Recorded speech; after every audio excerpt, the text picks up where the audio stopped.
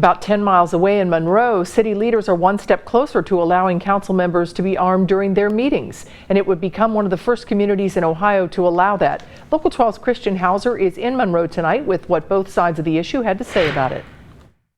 Tonight was just the first step for the ordinance that would allow council members to carry concealed firearms during meetings here at the Monroe City building. There were a lot of questions left unanswered tonight, but ultimately this resolution passed 5-2.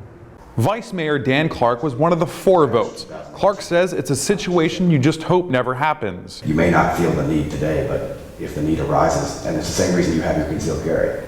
I don't have mine yet, I'm getting mine on Saturday. The mayor says he's been getting a lot of questions since the idea was floated. I've had a couple of people ask me, do you feel uncomfortable up there? I don't, but maybe some do. Councilmember Todd Hickman is behind the proposal. If people know that we have 6 people up here that has a CCW, then that's probably one of your biggest deterrents there are. Councilman Jason Frenzel has a CCW, but does not think members need to be able to carry during meetings. Frenzel's also worried about the image it might create for the city. Especially businesses that would want to come into Monroe, they would be able to see this and kind of question why that's needed.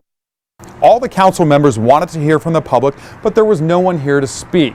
There's also questions remaining about whether this policy would increase insurance costs for the city. In Monroe, Christian Hauser, Local 12 News. And if you want to weigh in, you will have your chance in 2 weeks. That's the next council meeting, and it's also when the proposal could be ratified.